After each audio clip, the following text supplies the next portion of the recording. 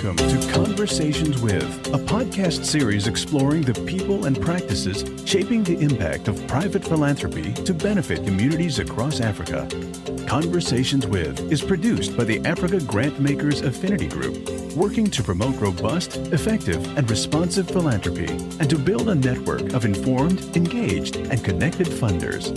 Visit the africagrantmakers.org website for program notes and to join our mailing list. Hi, my name is Niamani Mutima, Executive Director of the Africa Grantmakers Affinity Group. And today we're talking with Umunyana Rugege, who is the Executive Director of SECTION27. That's a public interest law center focusing on equity and social justice in healthcare services and basic education that's based in Johannesburg, South Africa. Welcome. Thank you for taking the time to talk with us. Thank you so much for having me, Niamani. It's great to be with you. So you took over as the Executive Director of SECTION27 in January of 2019, but you've been with the organization since its inception in 2010. So before we talk about the work of SECTION27, can I ask you to share a bit about your career journey that led you to working with SECTION27? What attracted you to the field? Was it a straight path to law for you? It wasn't a straight path for me. And I think what's interesting is that I always had a sense that I wanted to work on human rights. I had a great interest from a young age in kind of global affairs and people and people's power. And I didn't think about law at the time, when I did my first degree. I actually studied in the US. I did my undergrad at the State University of New York in Buffalo. And I did environmental studies in my first degree. And then I went on to work at NYPIRG, the New York Public Interest Research Group, after I graduated. And that really gave me a sense of the use of different tools for human rights, for the advancement of particular issues around environmental rights and education, which were some of the key issues we worked on at the time. And also I recognized that there was a legal team. So there were a bunch of young people doing a lot of advocacy and activism on these issues, but often the real change happened when there were legal intervention, be it through legislation making or through court cases or through legal advocacy. And so that was really my first impression about the use of law for social change. And so when I finished up my time at NYPIRG, I went on to do a master's degree at Cornell University. And I did environmental studies again. And those are issues that I remain interested in. And after I finished that, I moved to South Africa. My folks happened to be living in Cape Town. And I'd been away from Africa for many years at that point. So returning to South Africa was important to me. And at that point, I decided to go to law school. So I attended the University of Cape Town, did my law degree there. And, we have to do our articles training as law graduates in order to become attorneys in the profession. And so I did that at a major corporate law firm. And interestingly, I chose the particular firm, Weber Wenzel Attorneys, because they had a strong pro bono unit. And it was, in fact, one of the only major law firms that had dedicated resources to pro bono work. So I ended up doing a lot of that work and escaping kind of contract law and commercial law. And so that was also an interesting take on doing human rights work. But also found it, to be limiting in the sense that we couldn't do, big impact cases. It was more kind of individual assistance. And so in 2010, I was recruited by SECTION27, which was still the AIDS law project at the time. We shifted over in my first couple of months to becoming SECTION27. And I've been there ever since, doing really great work on health rights and basic education rights. And I don't regret any of the things that I did that got me here. And, practicing human rights law has been a journey. And now leading the organization is now the biggest challenge of my life, and is really, it's been a stretch for me. And I feel really passionately about the organization and leading it. Well, first, congratulations. Thank you so much. Congratulations. And before I ask you to talk about the work of Section 27, I also want to ask you, is there some significance to the name Section 27? Absolutely. So the name Section 27 comes from the provision of the Constitution that deals with the socioeconomic rights in the Bill of Rights. So it is the right to access healthcare services as well as access to water and nutrition. So it's a grouping of socio and economic rights. And also importantly, there's the obligation on the state to progressively realize those rights. And there is a limitation on that in the sense that the advancement is subject to available resources. So there's always a question about the kind of layers there around what we can expect of the state and in what circumstances we can try to realize the right to healthcare in particular. And interestingly, when we chose that name, and in South Africa you have to register a company name, as you do, with the company's registrar, which we duly did, and our name was rejected. So Section 27 was going to court before we were even Section 27, fighting for the name. And it was the reason that the registrar gave us was that the name was from the Constitution and therefore belonged to the government, and we could not co-opt it. And therefore it was rejected. So we prepared papers and we were ready to go to court. And before we had to appear, the registrar settled very quickly with us. And so we were able to register and carry on. But I think it was quite interesting. And, reflecting on it now, it does give the sense of the resistance of state institutions for people to use this very powerful document for themselves and to advance in the ways that they wish to within their communities, advance those rights. That sense that there's a belonging to the state is quite interesting, and I think is probably reflective in some ways of some of the attitude of the state when we have brought cases against, be it the Minister of Health or the Minister of Education, and the kind of response is, well, we're doing the best that we can. We can't be, dictated by civil society as to how we should go about conducting governance. And the Constitution says that civil society does have a role to play, and that this is a democracy of the people. There must be accountability of the state to the people. And Parliament, for example, is meant to represent the people. So it's interesting that that's the genesis, and it very much reflects our experience. So your organization, Section 27, it's in South Africa. And so for those who are listening to our conversation who are unfamiliar with South Africa, forgive me, but I want to give them a few factoids. So until 1994, when the first democratic election elected Nelson Mandela president of South Africa was ruled by a white minority under the apartheid system. And so that was 25 years ago. So now its population is over 7 million people, give or take probably a couple of 100,000, depending upon the statistics that you're looking at. And there are 11 official languages. And in his October of 2018 post, 25 Years of Civil Action, the author wrote that 25 years later, South African civil society is still battling government in people's interest.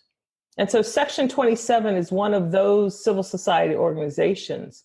So when it was established in 2010, which is just under a decade ago, help us to understand why it was established and why such an organization is still needed. Right. So I think, maybe starting from a little bit of our history and why we exist. So in the early 2000s, we had the crisis of HIV, and we had many hundreds of deaths because there was simply no access to HIV treatment in South Africa because it was just too expensive, and there was no public program to provide drugs to people who needed it. And so people died. And at the time, there was a lot of stigma and discrimination against people living with HIV, and it was a death sentence. So at the time, the Treatment Action Campaign came together as an organization of people living with HIV. To try and organize around gaining access to treatment, life-saving treatment. And at that time, the AIDS Law Project came into being. One of the founders was Justice Edwin Cameron, who was just in the last few weeks retired from a stellar service as a constitutional court justice. And the idea then was to have the opportunity to have a legal response and to use the law to assist, to respond to the crisis. And that was to directly challenge the state.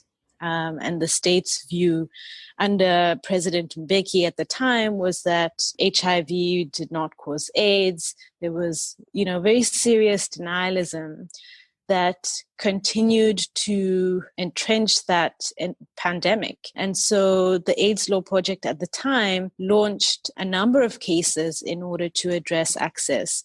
And the main case was the Treatment Action Campaign in the 2000s. And that was the catalyst for what is now the largest HIV program in the world.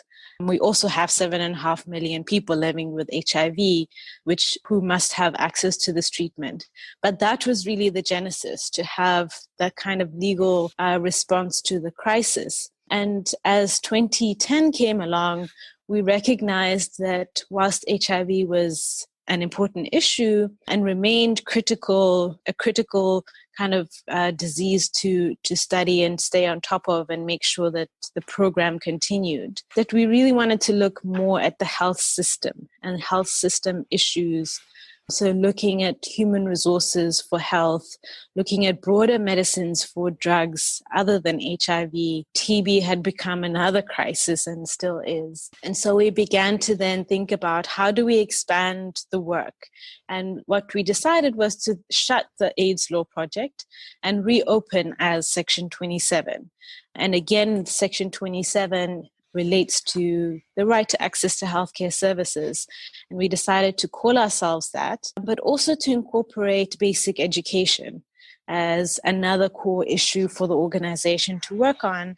And that was really because we had the sense that education was another important issue.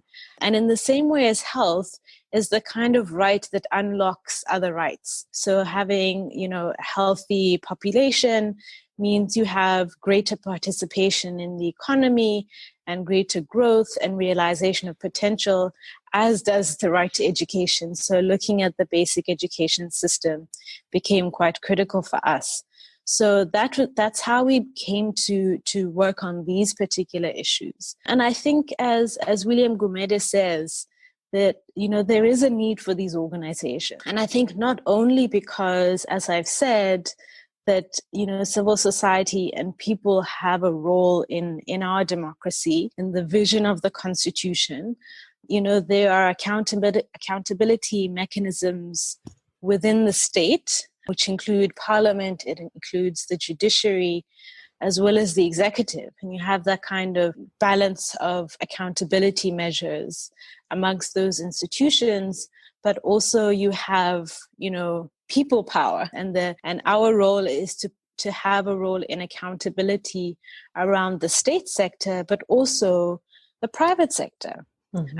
And Section 27 certainly over the years, from the very beginning, in fact, was challenging private power. And for us, we understood that private power was in some instances more important than state power. And in the health sector in particular, that is true. We had pharmaceutical companies that were holding the country ransom, where we just couldn't access drugs.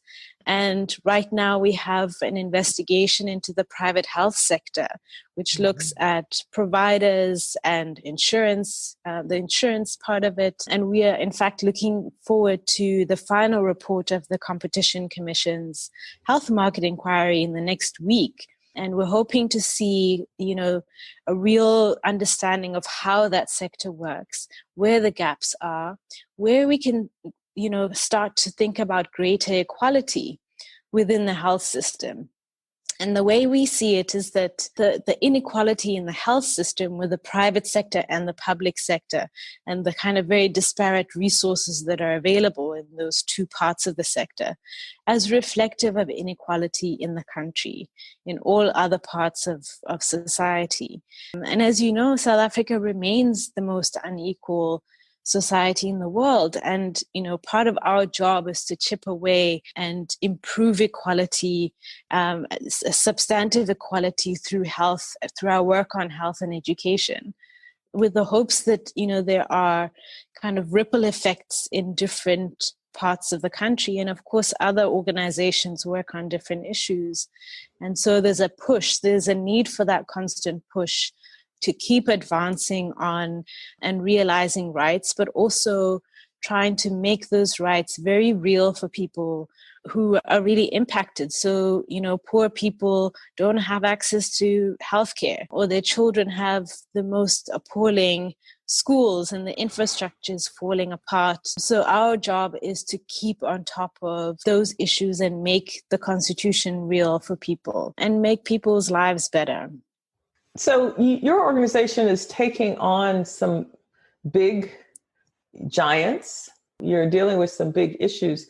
Tell us a little bit about your staff. Is it primarily, how large is it? Is it primarily lawyers?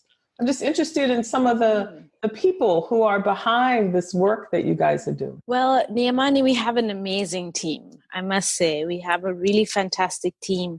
There are 38 people on staff.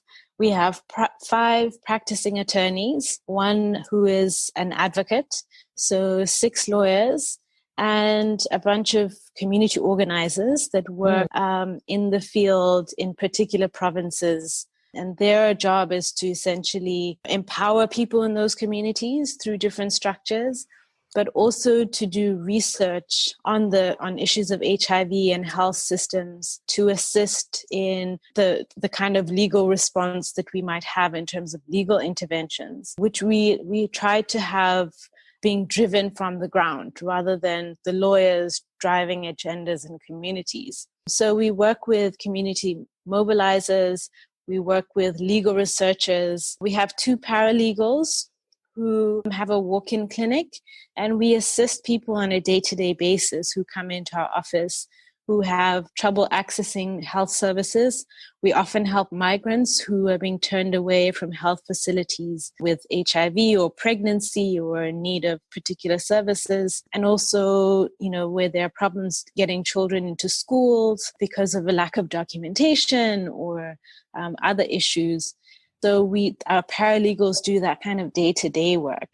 And then we have some young law graduates who help to build cases. And also we have writers who, in our communications team that are really building up a nice social media presence and the use of media advocacy around some of our campaigns, like our Sanitation in Schools campaign, where we represent the family of Michael Komape, who is a young child who died in the most tragic circumstances at his school. And we used media very effectively in kind of creating this national dialogue around the need for dignified infrastructure for kids, so they're not at risk of dying at school, and that they have dignified toilets to go to, and that they have a roof over their heads when they're trying to learn, and that's making it conducive for both teaching and learning. So we use that kind of media advocacy we have an online magazine called Spotlight that does investigations into health issues and looks very much at the HIV and TB response. So that's an area of research and investigative journalism. So those are the kind of people that we work with, and says a lot about how we work, using writers and legal advocacy and policy development. And I think, importantly, we work very closely with the government as well. We're often seen publicly as being in court all the time, because that's the thing that gets the headlines, is Section 27 is suing the government, and that's a nice headline. But also a lot of what we do before we ever get to court is to try and solve issues hand in hand with the state. And a lot of our interventions are about kind of strengthening the state and strengthening state institutions. So, for example, if we are looking at draft bills that are going through Parliament, we would look at what the powers of the state are and the ability of state institutions in the health and education sectors to actually be responsive to what the needs of people are. And we often then will make submissions to Parliament or to the minister responsible. So those are the kinds of tools and staff that we work with. So I know Section 27 is a national organization. How do you sort of prioritize the communities that you work with, or is it prioritizing issues? You mentioned that the way in which you work is you have tentacles through your staff in the community. So do the issues sort of bubble up from the communities, and are there certain geographic focus areas in the country for the work that you're doing? So we do work nationally. We have one office in Johannesburg, and as I say, people working in the different provinces. And we have particular commitment to particular communities. So, we don't just kind of drop in, run a case, and then leave. I think it's important for us to kind of stay engaged with communities. So in Limpopo, for example, which is one of the very rural provinces, we started working on access to textbooks because we found out essentially from the media a couple of years ago that there were just no books being delivered to these schools. So we began to build relationships with the community there. And, we actually catalyzed a community organization called Better Education for All. So the community organized itself around this issue and continues to kind of monitor access to books and learning materials through time.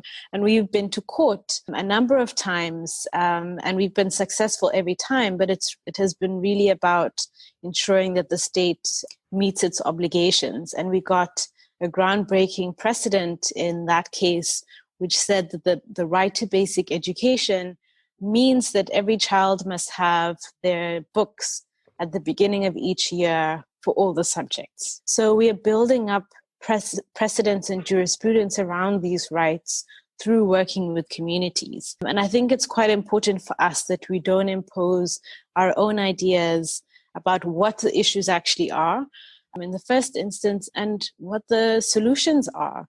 So whilst we may craft legal interventions, we craft them around kind of instructions that we get from client communities and individuals who are working on the ground. And it's quite interesting that sometimes a legal case can catalyze that kind of community organization. And sometimes we'll have a case that responds to that kind of activism. You talked about the narrative that is often given to Section 27 as being not working with government well. And I guess everyone really likes the David and Goliath story. So, the story of Section 27 being in court once again to go up against the government, probably a better headline. And one of the things that Africa grantmakers have been talking about, particularly over the last year, is this whole issue about narratives.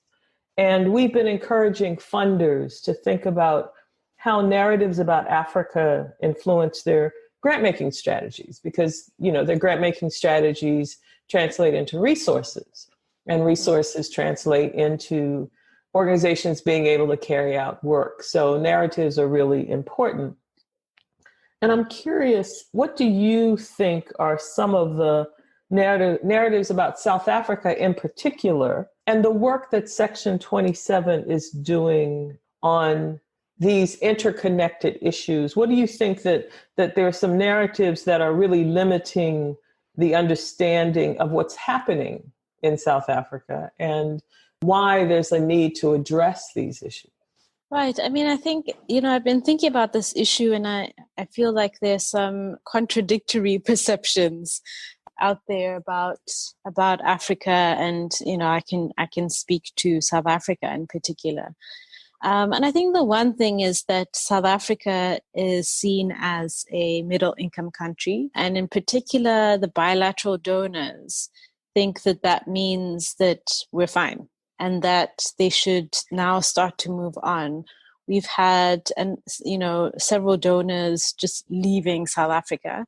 And we've had other donors that say, well, as long as you do regional Africa work, we can continue to fund you, but we won't fund South Africa. And that might be, the kind of perception, very real perception, that we are classified as the middle income country. But there's also the issue that there may have been an overinvestment in South Africa. And, there were many donors at one point that were putting a lot of money into civil society and state building, democracy building. And there's a sense that, well, surely you've had your day and we need to move on now. So I think that is problematic in the sense that whilst there's this kind of remarkable classification that this is a middle income country, it's still a very poor country. And there's still very marginalized groups within the country. There's still kind of allocation of scarce resources, which means that the marginalized become more marginalized, the poor become poorer and have less access to resources and opportunities. So there's certainly still very much a need. Only 25 years into a democracy, we come from a history of apartheid, which means that we come from inequality, and certainly 25 years doesn't turn that around. And then the other issue is the corruption. And South Africa has gone through the Zuma presidency that was characterized, as it turned out, by very serious and destructive corruption. We call it state capture, and we're having, an inquiry into the extent and depth of state capture. And I think what we're seeing, every day through this Zondo Commission is the depth of the rot that really happened through the stripping of state resources from very local levels up. So there is this kind of sense that it's intractable and that we're a bit of a lost case. But I think there is such resilience within both the new administration and civil society and labor to rebuild the state institutions and to strengthen what has been broken down. And I think, donors should understand that now more than ever, actually, we do need that kind of support and sustained support to ensure that we are able to rebuild after a decade of corruption. So I think that those are some of the issues. And I think because South Africa has had this long history of activism, that we can't assume that after 25 years that, we are in a position to kind of step away and take our foot off. Interestingly, I'm in New York right now, and I visited the NAACP's Legal Defense Fund. Met the amazing team over there and have seen what they've been doing on racial justice and equality for 80 years. And there's still a need for that work. There's still a need for attention. And what we discussed was just the importance of protecting the gains that have been made over time, because there will always be something, whether it's an administration that's xenophobic, that is, is anti-poor, trying to strip away the gains that have been made. I think it's so important for us, in South Africa and in other countries where we have made certain gains, that the work continues and the advancement of democracy and human rights, but also making sure that we protect the gains. And seeing what's happening in the U.S. at the moment, one example is just the environmental regulation and how fast those have been stripped away by this administration. And I think for us, we have to make sure that where there have been gains, that we pay very close attention to the state's action, private actors' actions, to make sure that we retain those gains in our democracy. So I want to switch gears for a little bit, and I want to talk to you about the civil society landscape in South Africa. So it's been said that there's what some people have termed a radical transformation, if you will, in the leadership of the sector, from mostly white male leadership to a new generation of leaders with a high representation of women of color. What's your take on that view? So my take, Niamani, is that, South Africa has a long and proud history of activism and civic engagement. And there have been many very strong civil society organizations that over time have been led by women, have been led by Black people. And there have been moments where, if you take a moment in time and look at the demographics, it may look white or it may look something else. But I think importantly, what we have to understand the nuance of that history and the evolution of organizations. There are some organizations that had a very important role, kind of in the electoral side of democracy. And some of those organizations closed down and others have come up. There are new organizations. Ours is relatively new.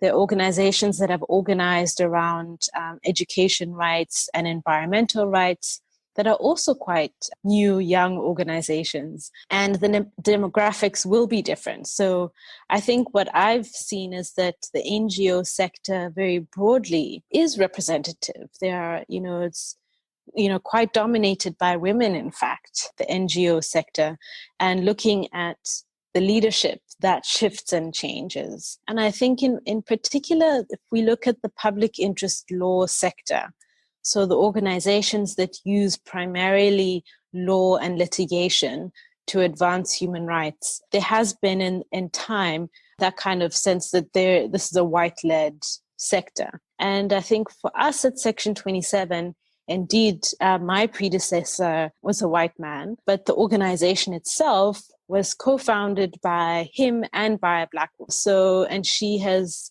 since moved on, as well as my predecessor. They've both moved on, and now there's a leadership, the organization is led by me, a Black woman. So I think there's a lot of nuance. Interestingly, my organization is not only led by myself, but an executive committee of all women, quite a diverse group of women, which I think is unusual in our sector and maybe a bit wider. But it's really also about individual organizations and the way in which we have evolved from different times. We're in a particular moment in a particular time now. And I think there is a real sense that representativity is a key part. Boards are looking at it, and other governance structures are looking at representativity. And I think also for our own sense of our staff being able to see diversity within the organizations they work for, and young lawyers seeing organizations that are doing great work and represent them, I think is important. So there's a lot of nuance there, Niamani, and I think it's important for us to look at the historical nature and evolution of these organizations. So I'm curious, in terms of, again, sort of staying on the topic of the philanthropic community and the support. So it's also been said that post-apartheid, the rush of funders that you mentioned who were anxious to support organizations and civil society in a newly democratic South Africa, that their support went to a lot of organizations that were led by white South Africans, and that now the same set of funders are talking about this transformational leadership. And I'm just curious if you see, and this is a very general, broad question, but if you're also seeing the support for this transformational leadership. You talked about the perception that South Africa is a middle income country and therefore does not need as much support. But I'm curious if you see the funding community as supporting organizations and supporting this transformational leadership, both internally and externally. Internal support for the organization as well as external support for the organization. Yeah, so it's interesting that some of the donors within our sector, and there's some major ones that fund a range of these organizations, started having these conversations with us some years ago about transformation, looking at diversity. And so, there was a real kind of agenda from the donor sector to support transformation and leadership change. And I think that those donors have stayed with us. Firstly, that's important. One such donor has actually kind of left the sector after the transformation has happened. But I think that there has been a real sense that there is a kind of democratic imperative to see this kind of change in our sector. And so there has been support, and there are a number of donors that give specific support for transitions, as we're calling them. And I think, from an organizational perspective, that was incredibly important because transitions are expensive. You may elevate some people and suddenly the salary bill goes up. There's a need for training, management training, and all kinds of support. We've spoken to some of our donors about supporting coaching for new leadership. And so there are all of these kinds of ideas that without that kind of critical support of moving people who are lawyers and researchers and writers into leadership positions, that must be accompanied by that level of support. And I think it's a long game as well. And I think the donors should really appreciate that sometimes we have to take decisions and find that they don't work, and then go back and think about, in our example, we hired a director of litigation and that just didn't work out. So we then had to rethink the leadership structure. And so we tried something else and that's worked. And so you have to give space for a bit of experimentation to see what is the best fit. And as I say, the evolution of these organizations is so unique. Each organization has its own culture, has its own way of working, has its own history in the leadership, and trying to move forward and to retain the strength of those organizations, retain staff, build in new policies and kind of, the kind of stuff that was ignored because small organizations don't need all the HR staff, doesn't need all of the teams of finance people. And suddenly, as you grow, those things become critical. And so overheads go up and so on. So I think for donors to understand that there's an investment case here to continue to invest and step up to invest specifically in the change in order to ensure that it is sustainable and that we continue to succeed.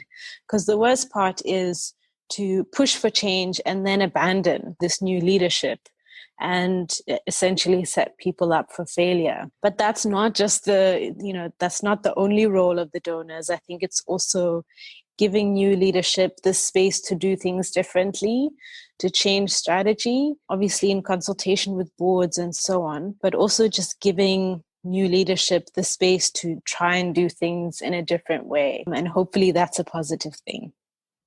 So one last question.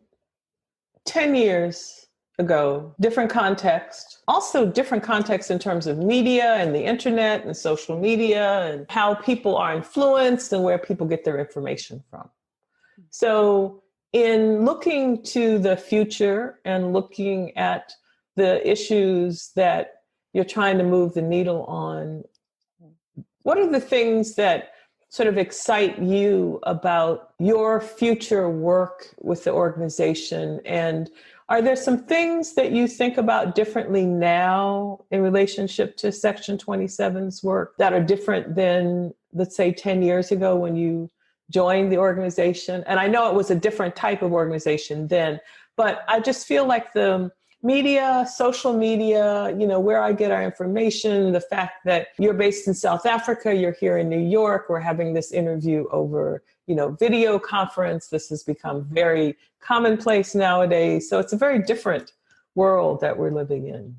Are there things that you look at differently? I think, yeah, for sure. There are things that, are different now than they were 10 years ago, certainly. And you make a good point that social media has become such an incredible tool for social change and for getting information out there. And I think for us, a focus on that type of communication and not the kind of, we're holding a press conference because, we are launching a case. It's now very different.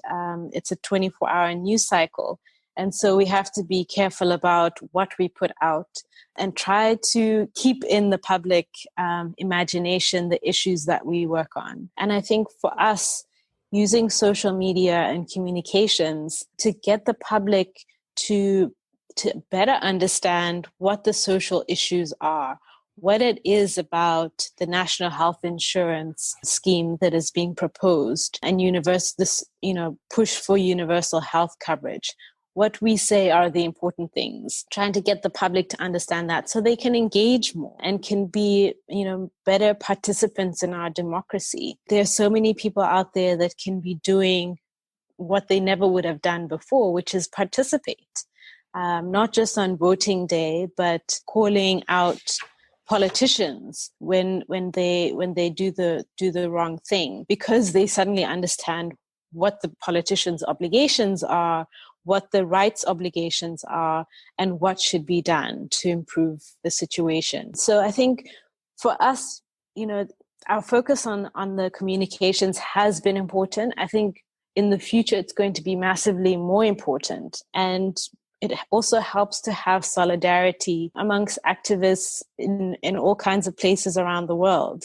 We're here in UN Week, where there are people from every country, activists working on very similar issues around the world. And, having quick access to people in India or Brazil to support our work and for us to be able to support their work and show solidarity, both in local environments, but also on international platforms like at the UN. And I think that's going to be one of the key strategies that all activists will have to use. And also just sharing information. So we're here talking about universal health coverage, and South Africa is one of those countries that is at the forefront of conversations. But we also need to understand what happened, for example, in Thailand when universal health coverage was introduced. So that level of solidarity and easy access to information and analysis is going to be another critical tool. Similarly with litigation. Here in the US, there's a lot of civil rights litigation happening, and some of the tactics that are being used around, things like access to abortion are similar to what we would do in South Africa and in other places. And having access to legal papers very easily and court cases and resources is so important for us, that might not have the kind of level of jurisprudence to rely on in our national context, to have access to that kind of information. And then also, I think just focus on issues of gender equality. I think as activists, we don't necessarily focus on gender as an intersectional issue in our work. And I think lately there's been so much discussion from the Me Too movement in every country in the world, talking about gender equality and the need for equality in workplaces, dealing with sexual harassment in our workplaces. As organizations, that's important. But also just thinking more clearly about using gender as a lodestar in the work that we're doing more critically.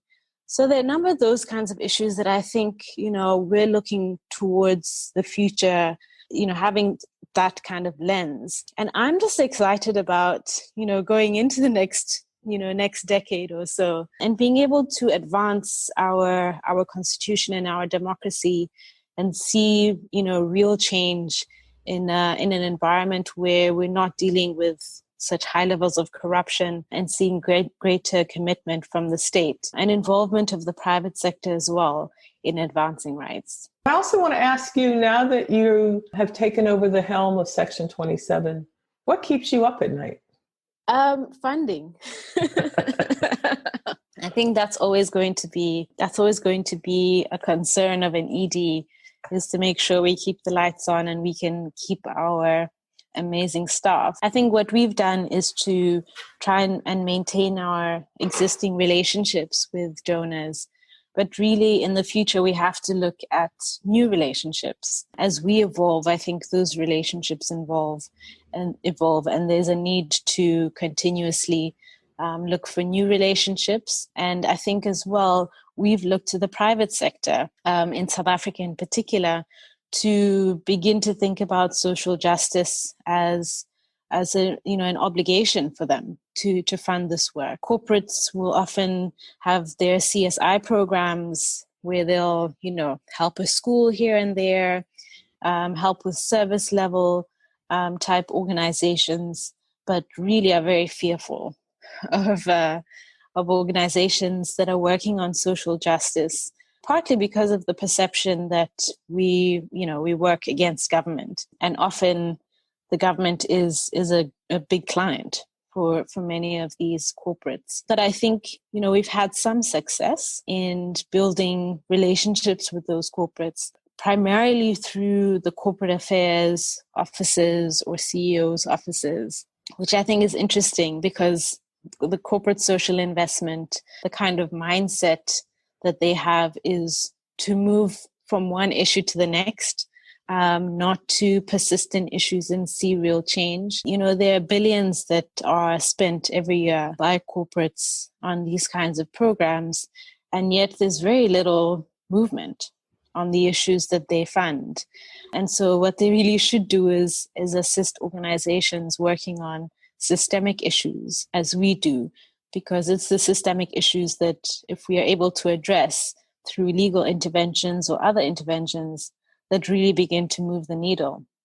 So we are hoping to diversify even more our donor base.